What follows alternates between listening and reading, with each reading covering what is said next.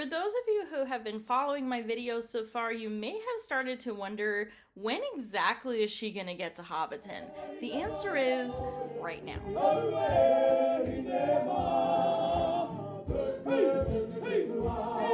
I made it, y'all.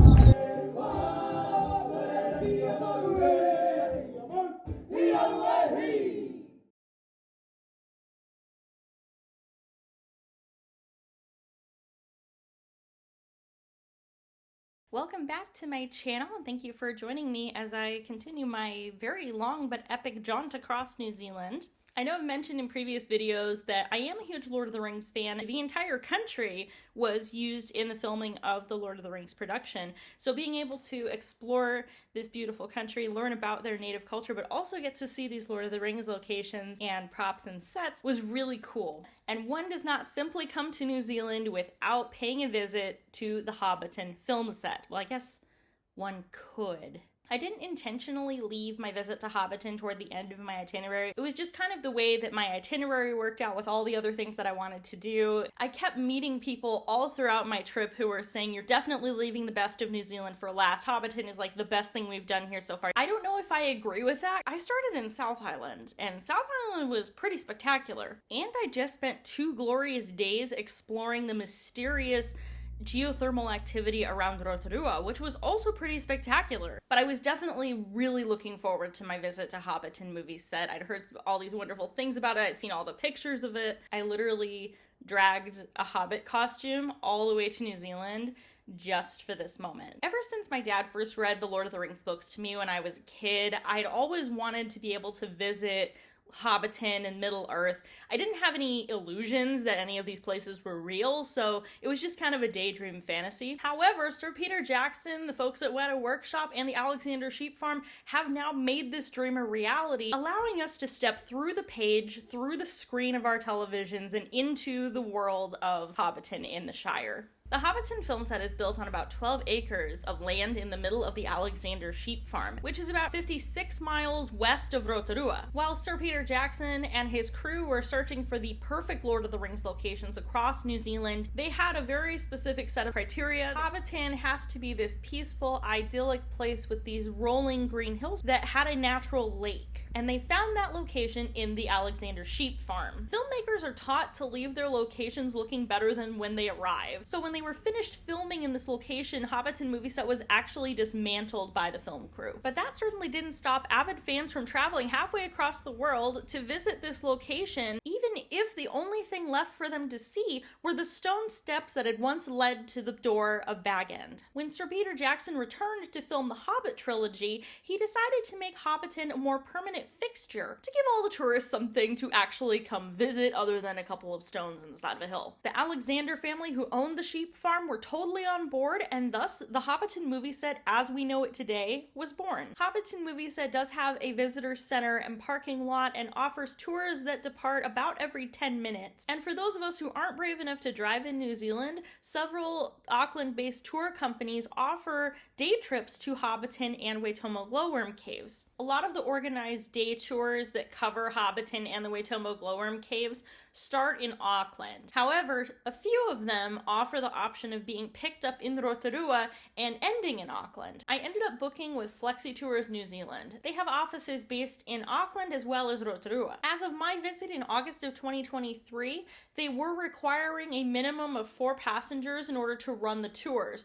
So I was kind of left up in the air about whether or not I would be able to take a tour if I needed to find another tour option. However, shortly before I left for my New Zealand trip, they reached out to inform me that while nobody else had booked my specific route from Rotorua up to Auckland, they did have another tour originating in Auckland that I would be able to piggyback on and join at the Hobbiton movie set. They just kind of didn't mention that the tour I was piggybacking onto included Hobbiton, Waitomo Glowworm Caves, and Rotorua, so I ended up going back to Rotorua for a very short time during this tour.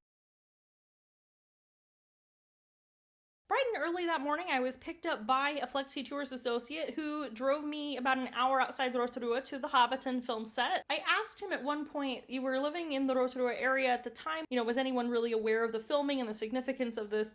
And he said, like, we were aware that it was happening, but we didn't really, pay much attention to it. It was just kind of like the thing that was happening over there, and we had no idea it was going to get so big. We made it to Shire's Rest, which is the visitor center just outside the Alexander Sheep Farm. All of the Hobbiton movie set tours originate from this location. They put everybody on a bus and take them into the middle of the sheep farm where the Hobbiton movie set is located. Shire's Rest has a little cafe and a visitor center as well, so you can take a look around while you're waiting for your tour to start or after your tour. A little bit before 9, we were told to line up and board the bus to be driven into the Hobbiton film set location in the Alexander Sheep Farm. We were on a bus of about 30 or 40 people, and I was the only one in a costume, which was sad for them, not for me. The roads that lead from Shire's Rest out to the film set are actually really, really high quality because they were actually built by the New Zealand Armed Forces. When Sir Peter Jackson was first filming the Lord of the Rings movies, he asked the New Zealand government to help him out financially,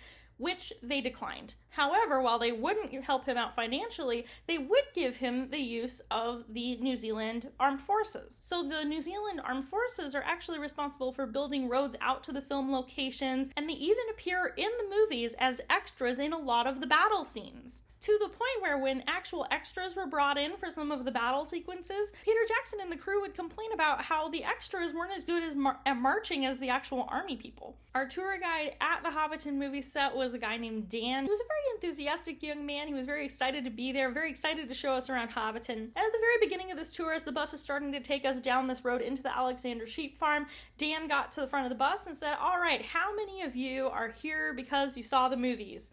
And most of us raised our hands. And then he said, "How many of you are here because you're a huge fan of the Lord of the Rings books?" And half of us raised our hands. I had my copy of the book with me, so I was like, "Me, I'm here because of the books." And then Dan asked, "And how many of you here today have absolutely no idea what's going on right now?" And one lady a few rows up from me raised her hand and goes, "I'm just here for my husband." After Dan gave a brief introduction to the Hobbiton film set and a short video welcome from the Alexander family and Sir Peter Jackson, we finally arrived at the Air de Resistance, the thing that we'd all come all the way across the world to see, the Hobbiton movie set. At the time of my visit, there were about 39 Hobbit holes. Each Hobbit hole is designed differently to portray the occupation of the potential resident Hobbit who lives inside. They even have a village drunk whose Hobbit hole is kind of off in the back, and they give you a bonus point if you find it. I won the bonus point. As of my visit in August of 2023, Hobbiton film set was once again under construction because they were building interiors for 3 of the Hobbit holes on Bagshot Row. As far as I know, the interior Hobbit holes have been open to tourists since about December of 2023, which is one of many reasons I'm gonna need to go back to New Zealand someday. All of the other 36 Hobbit holes we were able to see are only facades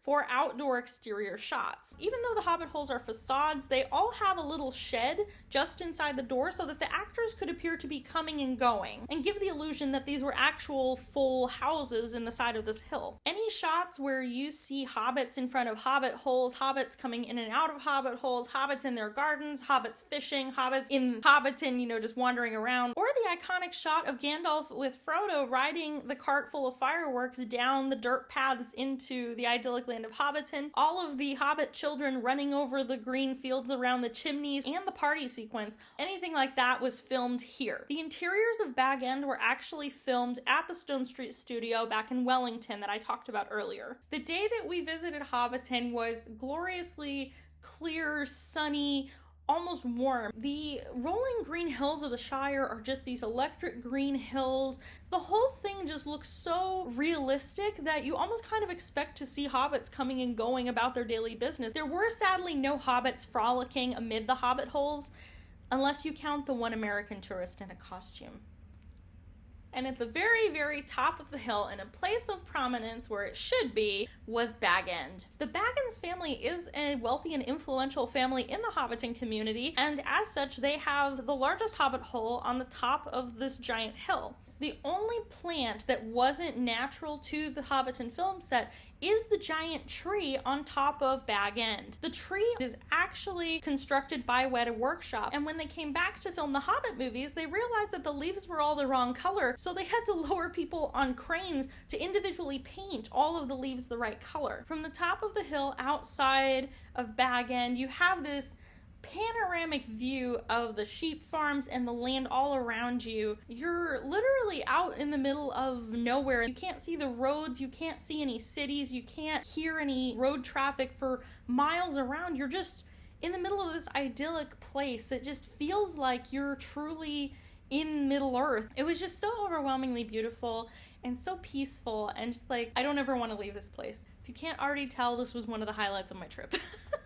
Toward the end of the Hobbiton tour, we were led down into Hobbiton Village itself, which mainly just comprises of the mill house, the bridge, and the Green Dragon Tavern. The cool thing about the Green Dragon Tavern is they actually brew their own ale, and you are treated to a complimentary sip of ale or ginger ale as part of the tour. So at the very end of the tour, we were able to hang out at one of the tables in the Green Dragon, enjoy an ale or a ginger ale, or wander around outside to look at the mill house and the bridge. And as a way to say thank you to everyone for coming to take a tour of the Hobbiton film set during construction, they gave us all these souvenir mugs. This is my Hobbiton mug. It's one of my prize mugs. A few people heard me telling people that I had brought the original copy of The Hobbit that my dad read to me when I was a kid, and a few of them said, "Oh, you should ask the tour guide to sign it." And I was like, the tour guide's not going to sign. Like, why on earth would the tour guide sign it? Like, no, you should ask. The tour guide will sign it. And he did. To Lindsay, hope you enjoyed your tour of Hobbiton here in New Zealand. Sincerely, Dan the tour guide. Poor guy. He's just like, I've never had anyone ask me for that before. Thank you, Dan the tour guide, for signing my copy of The Hobbit.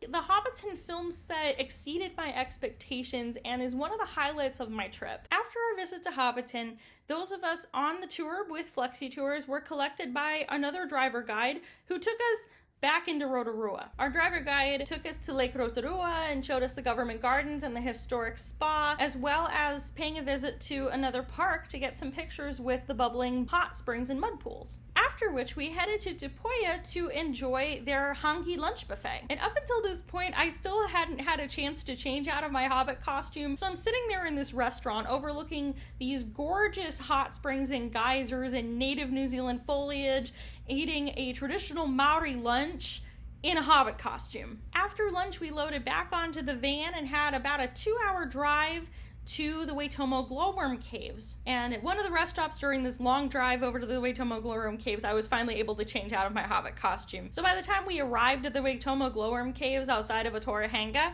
I looked just like every other tourist, except for my Lord of the Rings t-shirt. The Waitomo Glowworm caves were first explored in 1887 by a local Maori chief and an English surveyor. The Maori chief who helped discover the caves later opened the cave up to tourists in 1889, providing the tours himself. Many of the staff of the caves today are descendants of this Maori chieftain and his wife. When preparing to go on this trip, a question that I got a lot from certain friends and family back home was, why do you want to see a cave full of worms? Like, what's so special about a cave full of worms? The answer is because it's spectacular. I don't know what I was expecting from the Waitomo Glowworm caves, but it was a spectacular experience. You start out in the higher portions of the cave, which are drier and more cavernous. Our guide took us around inside the cave and explained about the stalactites and the stalagmites and the significance of the rock formations inside the cave. One of the caverns is so well known for its spectacular acoustics that they've hosted concerts by music icons such as Queen and the Beatles in this cave. And every Christmas,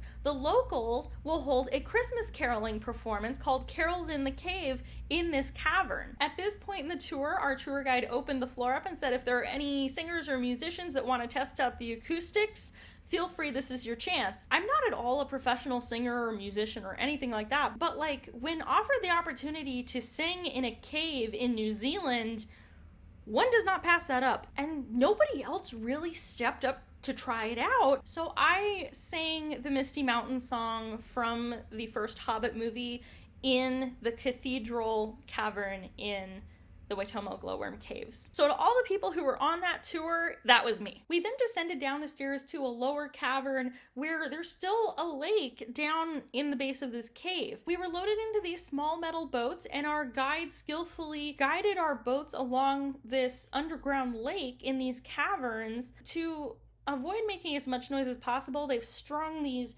ropes, kind of like a trolley line, so that the guides can kind of just like feel their way and pull you along on these ropes instead of having to use an oar or anything else that might cause noise. And they bring you into this cavern in this cave. It's almost completely dark, except the whole ceiling of the cave is covered in billions of these tiny little blue glowworms. The worms themselves don't actually glow. It's actually their backsides or their excrement that glows. So it's a little gross to think about it like that, but it was still a really spectacular thing to see. You're in this boat, in this cave, in the dark, and all you see are these billions of tiny little blue lights that look like the arm of the Milky Way or something. There's billions of them. Like, I was stunned by this. It was so much more beautiful than I expected it to be. I really don't know if I have the words to describe it. It was so much more beautiful than I expected it to be. They don't allow you to take any pictures of them inside the cave. They do give you the opportunity to purchase photos where they